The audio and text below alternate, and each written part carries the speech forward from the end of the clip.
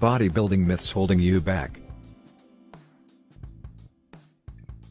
1. You can get as big as a pro bodybuilder without taking steroids, it just takes longer. Despite what many of the magazines say, all professional bodybuilders use either steroids or steroids in combination with other growth-enhancing drugs. Without manipulating hormones, it just isn't possible to get that degree of muscularity, the paper-thin skin, and the continuing ability to pack on mass, despite sometimes having poor workout habits and relative ignorance of the principles involved that many pro bodybuilders have. Many supplement distributors, in order to sell their products, would have you believe otherwise. Still, that's no reason to give up. By using state-of-the-art training principles, consuming a nutrient-rich diet, and by getting proper amounts of rest, almost every person can make incredible changes in his or her physique. The competitive bodybuilder circuit may not be in your future, but building the kind of physique that gains you respect is certainly achievable, as are self-respect and robust health. 2. In order to get really big, you have to eat a super high-calorie diet. Well, that's true, you'll get really big if you eat a super high-calorie diet, but you'll look like the Michelin Man's fraternal twin. However, if you want to get big, lean tissue-wise, then super high-calorie diets are probably not for you unless you are one of those very few people with metabolic rates so fast you can burn off these calories instead of depositing them as fat. Unfortunately, studies show that, in most people, about 65% of the new tissue gains brought about by high-calorie diets consists of fat. Of the remaining 35%, approximately 15% consists of increased intracellular fluid volume, leaving a very modest percentage attributable to increased lean muscle mass. Only about 20% to 25% of increased muscle growth stems from increased protein synthesis. The rest of the muscle growth is directly attributable to increased proliferation of the satellite cells in the basal lamina of muscle tissue, and dietary energy, calories, is not a key factor in the differentiation of these cells into new myofibers, muscle cells. 3. If you eat a low-fat diet, it doesn't matter how many calories you take in, you won't gain any fat. The bottom line is, if you exceed your energy requirements, you'll gradually get fatter and fatter.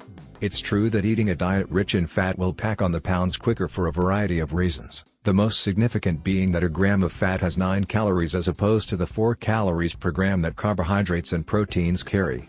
Fat is also metabolized differently in the body. It takes a lesser amount of calories to assimilate the energy in ingested fat than it does to assimilate an equal, weight-wise, amount of carbohydrates. Consequently, more fat calories get stored than carbohydrate calories.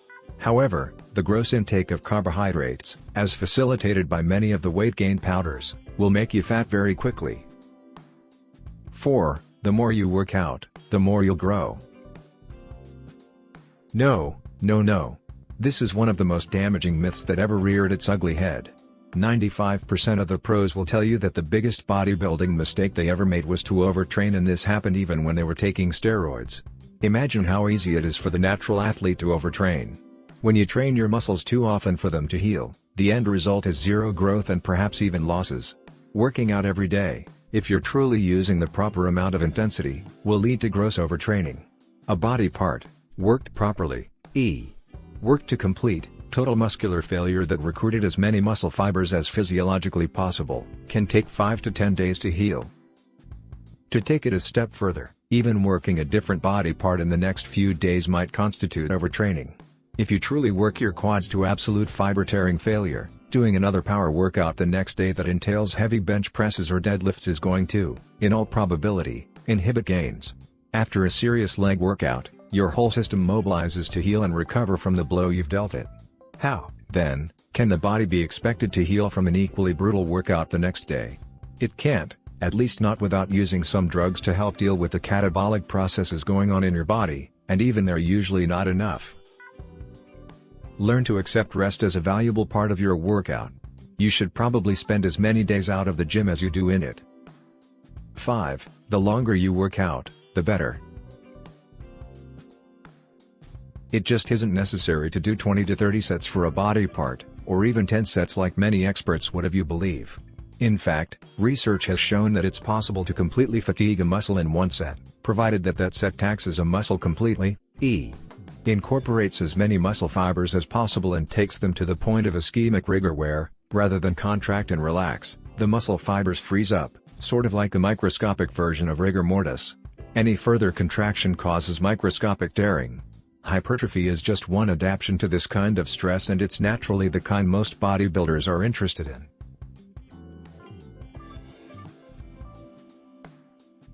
This kind of intensity can usually be achieved by doing drop or breakdown sets where you rep out, lower the weight, and continue doing reps until you either can't do another rep or you've run out of weight. It can also be achieved by doing your maximum number of reps on a particular exercise. By a combination of will, tenacity, and short rest periods, you complete 10 more reps. You achieve the short rest periods by locking out the weight-bearing joint in question without putting the weight down. In other words, completely surpass your normal pain and energy thresholds. If you can truly work your muscle to the point described, it will afford you little, if any, benefit to do another set.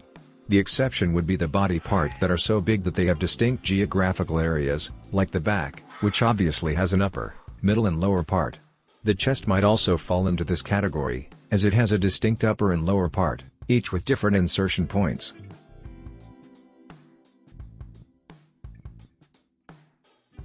Of all factors determining muscle growth, prevention of protein breakdown, anti-catabolism, seems to be the most relevant, but adding adipose, fat, tissue through constant overfeeding can actually increase muscle proteolysis, breakdown. Furthermore, additional adipose mass can radically alter hormone balances which are responsible for controlling protein breakdown in muscle. Insulin balance, for one, which partially controls anti-catabolism in the body, is impaired by consistent overfeeding. So much for the eat big to get big philosophy. Stay away from the super high-calorie diets unless you're a genetic freak, or you're woefully lean and don't mind putting on fat, or you're using appropriate pharmaceutical supplements. Subscribe to see the next 5 myths in the next video of this series.